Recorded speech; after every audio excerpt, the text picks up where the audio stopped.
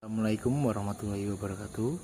Perkenalkan, nama saya Muhammad Husni Darmawan, kelas pagi A, NPM 0523028851. Di sini saya akan membahas materi akuntansi keuangan tentang pengakuan pendapatan.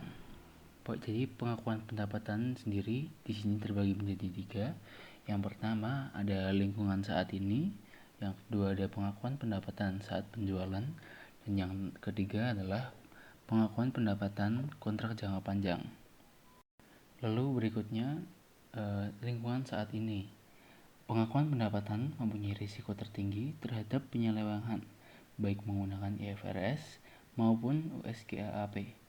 Risiko terjadinya kecurangan dan kesalahan pada akurasi pelaporan sangat tinggi. Perubahan pelaporan karena pengakuan pendapatan yang keliru sering terjadi dan itu mempengaruhi perubahan harga pada saham. Lalu pedoman pengakuan pendapatan. Pendapatan diakui ada 2. Yang pertama adalah ketika kemungkinan terjadi arus manfaat ke dalam perusahaan, dan yang kedua adalah pada saat manfaat tersebut bisa diukur. Lalu dasar selain saat penjualan. Pendapatan dapat diakui lebih cepat atau mendahului penjualan jika tingkat kepastiannya tinggi. Pengakuan bisa ditunda jika tingkat ketidakpastian pendapatan dari kosnya tinggi atau penjualan tidak mencerminkan berakhirnya proses penerimaan. Pengukuran pendapatan dari penjualan. Penghasilan diakui sebesar nilai wajar yang diterima atau akan diterima. Jadi potongan atau potongan penjualan harus diperhitungkan dalam mengukur penghasilan. Jika pelunasannya ditunda, maka penjualan harus memperhitungkan bunga. Jika transaksi penjualan dengan menggunakan angsuran, nilai wajar dihitung dengan mempresent value-kan dengan penggunaan bunga efektif. Bunga efektif bisa ditentukan dengan melihat mana yang lebih jelas di antara bunga yang setara dari instrumen keuangan yang dikeluarkan atau tarif bunga yang mempresent value-kan nilai nominal menjadi nilai wajar barang yang ditransaksikan pada saat transaksi. Dan selanjutnya kontrak jangka panjang.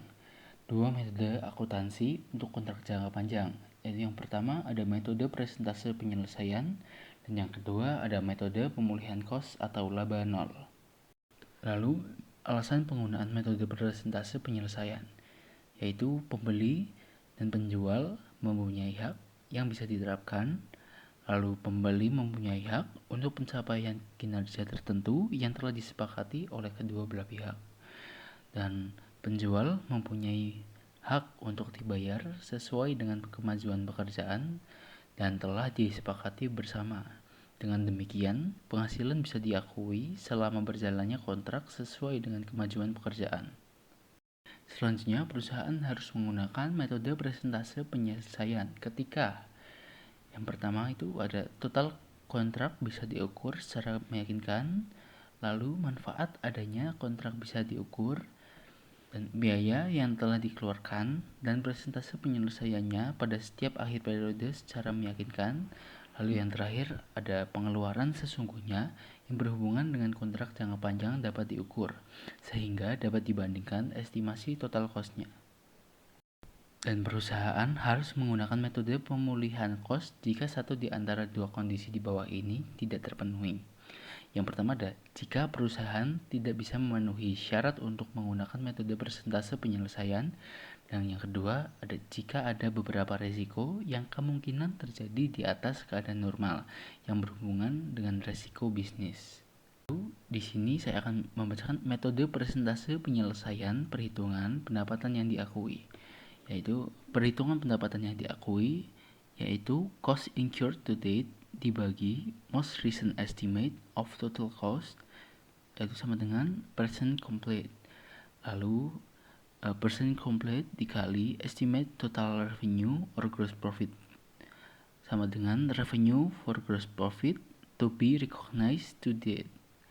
Lalu selanjutnya revenue or gross profit to be recognized to date dikurangi revenue or gross profit recognized in prior period, sama dengan current period revenue or gross profit. Lalu sini saya akan membacakan untuk contoh soalnya, yaitu adalah nilai kontrak pada tahun 2010 senilai 675.000, pada tahun 2011 675.000, dan tahun 2012 senilai 675.000 juga.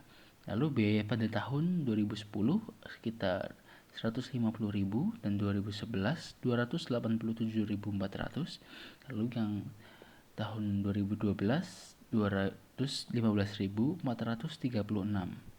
Lalu untuk biaya penyelesaian 450.000 pada tahun 2010, pada tahun 2011 215.436, lalu pada tahun 2012 itu 0.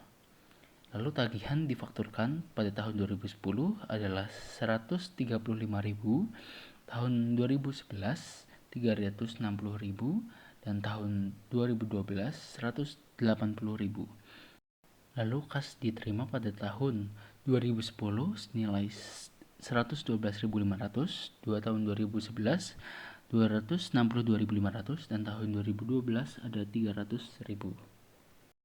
Lalu soal untuk yang dipertanyakan, mungkin saya akan membacakan dalam bahasa Indonesia untuk pemahaman yang lebih mudah. B. Siapkan jurnal entry untuk tahun 2010, tahun 2011, dan tahun 2012 dengan asumsi estimasi biaya penyelesaian pada akhir tahun 2011 adalah 215.436, bukan 170.100. Lalu di sini saya akan membacakan jawaban dari soal tersebut.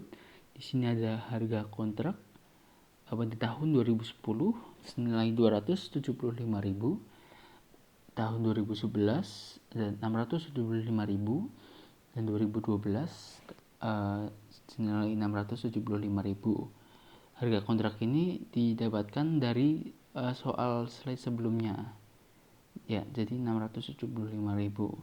Lalu biaya sampai dengan tahun 2010 ada 150.000, tahun 2011 437.400, lalu pada tahun 2012 652.836. Jadi total biaya sampai dengan ini dilakukan dengan cara pada soal sebelumnya ada 200 pada tahun 2010 itu 150.000, lalu pada tahun 2011 itu tahun 2010 yang senilai 150.000 ditambah dengan tahun 2011 senilai 287.400.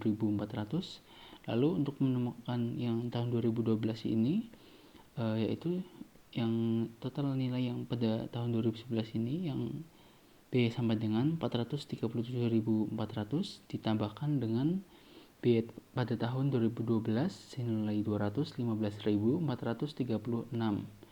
Jadi totalnya 452.836. Lalu untuk estimasi biaya untuk penyelesaian di tahun 2010 ada 450.000, tahun 2011 215.436, dan di tahun 2012 itu 0. Lalu untuk estimasi total biaya di tahun 2010 600.000, di tahun 2011 652.836, dan pada tahun 2012 ada 652.836.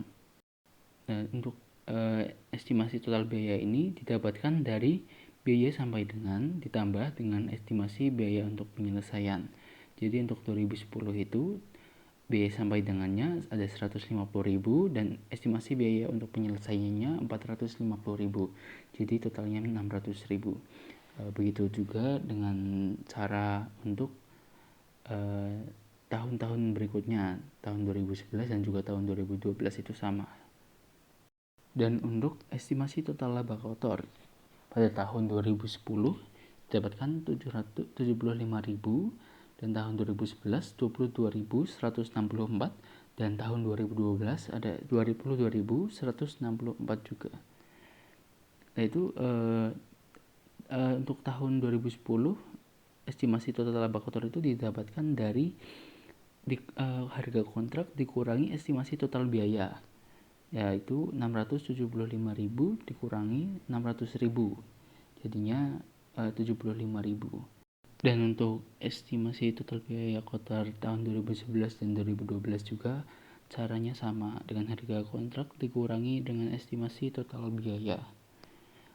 Lalu untuk persentase penyelesaian di sini dengan total tahun 2010 25%, lalu 2011 total penyelesaiannya 67%, dan total 2012 total penyelesaiannya 100%. Dan untuk jumlah persentase penyelesaian yang didapat pada tahun 2011 sebesar 42%, dan untuk tahun 2012 total penyelesaiannya yang didapat adalah 33%. Lalu kita di sini menghitung pendapatan yang diakui. Yaitu pendapatan yang diakui tahun 2010 sama dengan 675.000 dikali 25%, yang hasilnya 168.750. Lalu pada tahun 2011 675.000 dikali 67%, yaitu 452.250. Lalu dikurangi pendapatan yang diakui pada tahun 2010, yaitu senilai 168.750. Jadi pendapatan yang diakui pada tahun 2011 yaitu sejumlah 283.500. Lalu pada tahun 2012 yaitu 675.000 dikali 100%, jadi 175.000. Lalu dikurangi pendapatan yang diakui pada tahun 2010 dan 2011, itu senilai 452.250. Jadi pendapatan yang diakui pada tahun 2012 adalah 222.750. Lalu kita menghitung laba kotor yang diakui pada tahun 2010 yaitu 168.750 dikurangi 150.000, jadi 18.750. Pada tahun 2011 283.500 dikurangi 287.400, yang jadinya rugi 3.900. Dan pada tahun 2012 222.750 dikurangi 215.436, yang menjadi 7.314. Sekian dari saya, maaf bila ada pengucapan kata yang salah. Terima kasih. Wassalamualaikum warahmatullahi wabarakatuh.